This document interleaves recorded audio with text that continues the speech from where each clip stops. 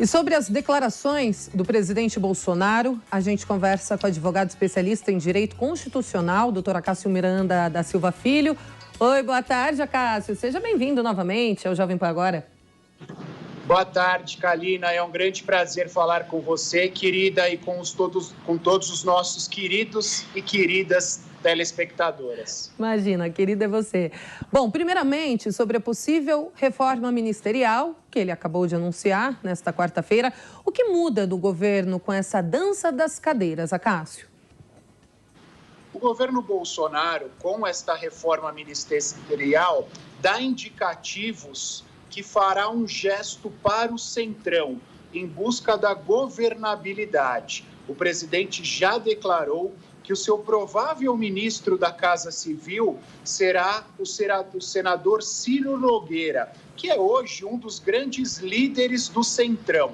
O próprio Centrão, através do presidente Arthur Lira, já estava reclamando nos últimos tempos do relacionamento dispensado pelo atual ministro da Casa Civil, o ministro General Ramos. Então, como forma de apaziguar o Centrão e de atender às expectativas deste Centrão, a nomeação do ministro Ciro Nogueira, do hoje senador e daqui para frente ministro Ciro Nogueira, à frente da Casa Civil, para que ele conduza todas as negociações com os parlamentares, juntamente com a secretária de governo Flávia Arruda, e também a recomposição do governo, colocando-se o ministro Ramos na Secretaria-Geral da Presidência da República e o ministro Onyx Lorenzoni, que é quase um coringa do governo, irá para o recém-criado Ministério do Trabalho.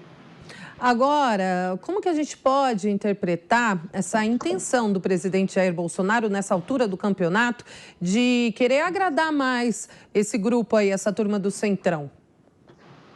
Eu acho que o principal aspecto está relacionado à governabilidade. O presidente já percebeu que é impossível neste momento que ele governe sem o Centrão. E o outro aspecto diz respeito aos inúmeros pedidos de impeachment que foram feitos ao presidente da Câmara dos Deputados, o deputado Arthur Lira. O presidente da República hoje está receoso com estes pedidos e, a fim de evitar qualquer contratempo, faz um gesto ao Centrão, buscando uma reaproximação com este Centrão. Se nós olharmos ontem as palavras proferidas pelo vice-presidente da Câmara dos Deputados, o deputado Marcelo Ramos, são bastante significativas e demonstram um indicativo de ruptura entre o presidente Jair Bolsonaro e o Centrão. A fim de evitar estes problemas, entra em campo o senador Ciro Nogueira, que já é experiente nessas negociações, é tido ao lado do deputado Arthur Lira como a grande cabeça do Centrão. Então ele acaba, a partir de agora, apaziguando os ânimos e, entre aspas, matando esses pedidos de impeachment que batem à porta do Congresso Nacional. Bom, e mudando de assunto, Acácio, o presidente também disse ter provas de que houve fraude na eleição de 2014 e que, na verdade, Aécio Neves teria sido eleito. É possível contestar a legitimidade das urnas eletrônicas? Existem provas, fatos que comprovem que elas são passíveis de fraude? Nós adotamos as urnas eletrônicas desde 1996. Já são mais de 10 eleições onde há a utilização das urnas eletrônicas. Óbvio que existem contestações, existem ações versando sobre os resultados eleitorais, contudo, até hoje não há nenhuma comprovação efetiva relacionada à fraude eleitoral. Em 2014, o PSDB, através do candidato Aécio Neves, contestou o resultado das eleições, foi feita nova auditoria e hoje o principal prejudicado, o deputado Aécio Neves, afirma categoricamente que não houve qualquer problema em 2014 que tenha sido capaz de alterar o resultado do processo eleitoral. Não houve qualquer problema que tenha sido capaz de alterar o resultado das urnas naquela eleição. O presidente Jair Bolsonaro, nos últimos dias, tem feito diversas ilações relacionadas a eventuais fraudes decorrentes da utilização das urnas eletrônicas, e a fragilidade do seu discurso resta demonstrada exatamente quando ele usa como exemplo as eleições de 2014, que foram contestadas judicialmente, mas que, repito, o próprio prejudicado pelo resultado daquelas eleições mostrou-se depois satisfeito com a resposta que lhe foi apresentada pela Justiça.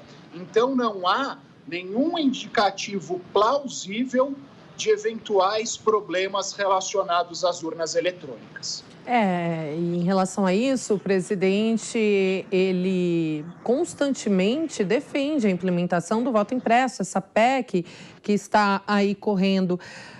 Você acredita que possa ser viável para o Brasil aderir a esse tipo de eleição, ao voto impresso auditável, nessa altura do campeonato? Seria um gasto a mais, até porque as urnas com impressoras são urnas caras, né, Cássio? Eu acho que são alguns aspectos que nós devemos tomar em consideração, Kalina. Primeiro, as urnas eletrônicas já são auditáveis. Todo o processo eleitoral atual já é submetido a uma série de auditorias feitas, inclusive, pelos partidos e pelos fiscais partidários. O segundo aspecto é, o voto eletrônico depende, esse voto impresso eletrônico depende da inserção dos dados na urna eletrônica e, mais do que isso, a própria urna eletrônica faria a impressão destes votos e de que forma nós faríamos a auditoria destes votos, porque o projeto que hoje é discutido não indica qual seria a forma de impressão desses votos e qual seria a forma através da qual estes votos seriam auditáveis. Então, há um cenário nebuloso em relação a isso, sem contarmos o custo da implementação desse voto impresso, que hoje é estimado pelo Tribunal Superior Eleitoral em 250 milhões, e mais do que isso, se nós voltarmos à adoção do voto impresso, que era uma modalidade de voto onde aí sim nós tínhamos inúmeras fraudes comprovadas, nós estaríamos desrespeitando um dos princípios basilares do nosso sistema eleitoral, que é o voto secreto. Ou seja, há uma série de dúvidas e uma série de problemas relacionados ao voto impresso. E essa narrativa do voto impresso é construída a partir de elementos que, conforme nós dissemos há pouco, não são elementos concretos.